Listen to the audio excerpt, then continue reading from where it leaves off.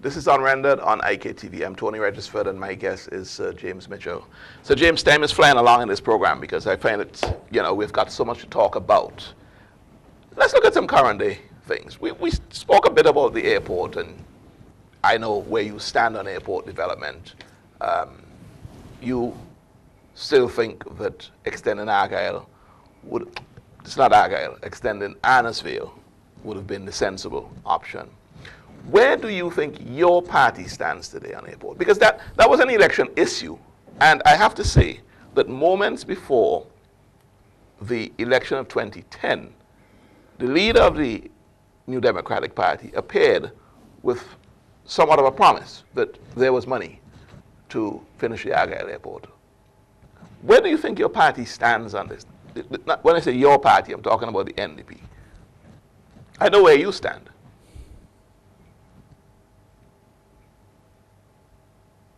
I have to think very carefully before I answer your tricky question, Tony.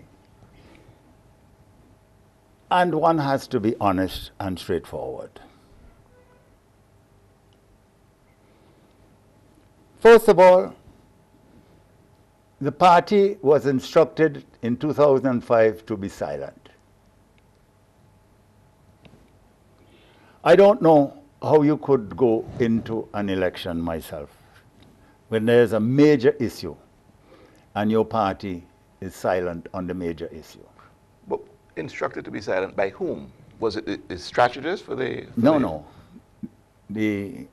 As far as I understand, that was the position of the leadership of the party. I see. As a matter of fact, you could corroborate this with Junior Bacchus, who had to interview all the candidates, and he was instructed not to ask them anything about the airport. So he told me. Okay.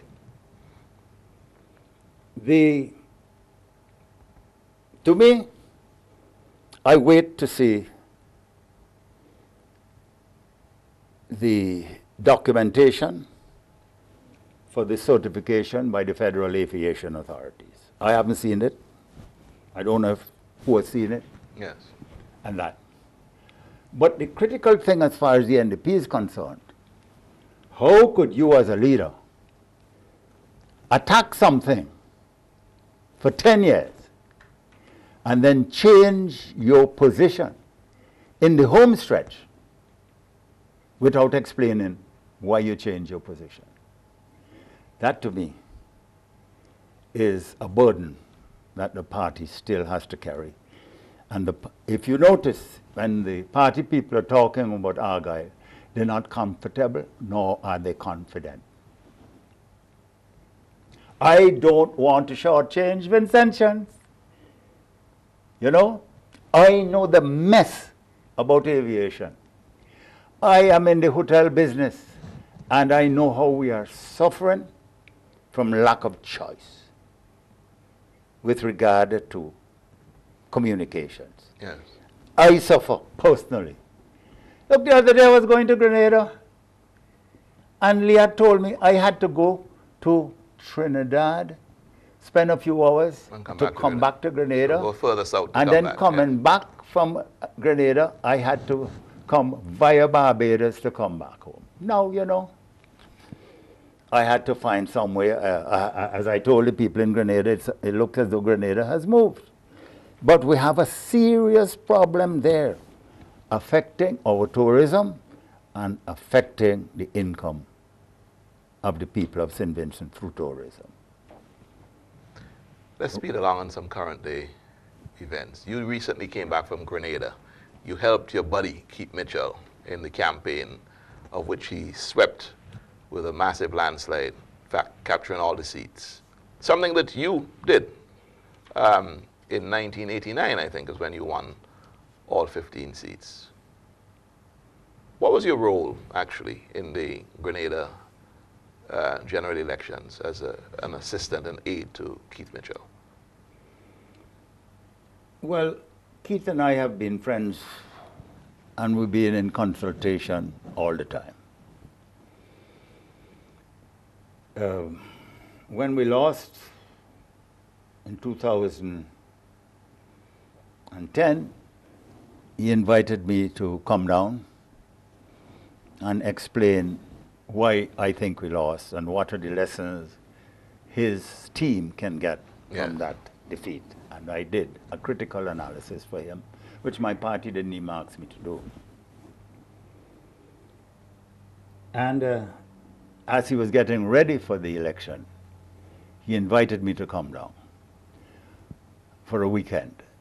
I spent a Friday evening and Friday night with him discussing overall strategy for the election and the procedure of promises for the informing, capturing the minds of the people. Yes. Then the next day, I spent the morning in a hotel with all of his candidates and give them a training session and answered their questions between 10 o'clock and 1 o'clock. We went for lunch together, all together in the same hotel, and then again I met with the team, including his platform speakers, and discussed certain things with them, procedures, how to behave, so on, and the substance. Then I did a press interview, and I had individual discussions with candidates. Some of them explained to me what their problems were, and I explained to them. So you were like a strategist for I was indeed. Yes. I would say so. And Keith acknowledges that, and all of them signed a letter thanking me for the help that I gave them. And then when the party was going to have its first launch of 4 candidates, I went to that meeting with Keith. Yes. And I spoke before him in the Prime Minister's constituency. And I think many people in Grenada graciously tell me that that was the kickoff, the trailblazing. That was a trailblazing speech. Speech at River Sally. Yes.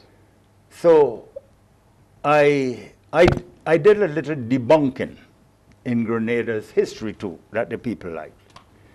I pointed out to them that this was the first visit I'd made to Grenada since the change in name from Point Salines to Morris Bishop Airport. And the point I made is I had been a guest of Eric Gairy before, and Eric Gairy instructed Derek Knight, his minister, to take me to Point Salines and show me the area where he intended to build the airport and for which he had plans. Yes. Morris Bishop, I don't think, would have been able to proceed with such speed if the plans were not already drawn. I didn't see the plans, but I went to the site and they explained to me what they were doing. And I think the Grenadians were fascinated to learn about that. That Point Salines actually had history before. And I pointed out too that I had suffered no confidence motions, that I had prevailed over some, and that I lost one when Mr. and Mrs. Joshua crossed the floor. Yes. And I said to the Prime Minister, I didn't think that he was preserving his democratic credentials by proroguing the Parliament, staying away from Parliament, and not facing the no confidence motion. When I faced the no confidence motion historically here in St. Vincent, with friends, you know, who in my government, like Sylvester and Denny and all of us there, when we got into Parliament, I simply, when Milton got up to move his no confidence motion, I said, Mr. Speaker, this motion need not detain us. I have already instructed His Excellency the Governor General to dissolve this Parliament at 11 o'clock. It is now 11:05. This Parliament has no status. Let us go to the people. I said to Tillman, you should go to the Governor General Should have done something similar. and do something similar. So James, in the interest of time, because we can sit here and talk all day, you were saying, and I'm picking you up on the Grenada and the Grenada election and the strategic role that you played there. And one of the things that you did leading into the election was an analysis of why the NDP lost the 2010 elections. Just in brief, in a brief manner, give me some things that you did in that analysis. Why did the NDP lose in 2010? Briefly. After the referendum, I did a statistical analysis. And I saw that 3 seats, North Windward, South Central Windward, and Marikwa, were within the margin of error. In other words, there was easy seats to lose. And I am sure, knowing the strategist that Ralph is, that he must have done such an analysis also. But when I put that to my party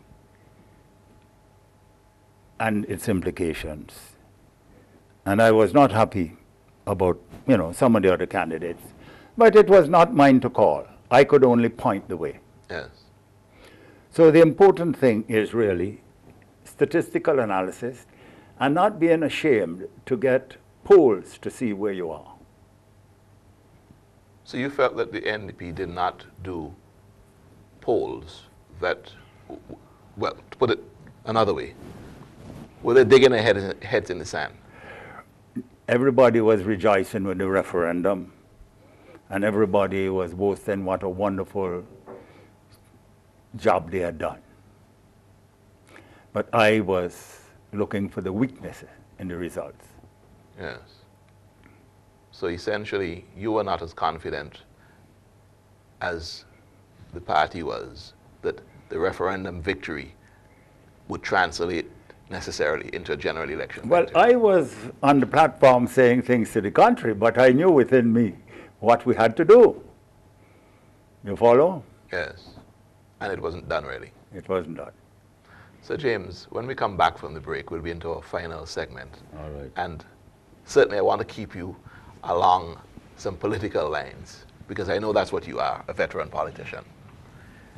This is Unrendered. My guest is James Mitchell. When we come back from the break, we'll be into our final section.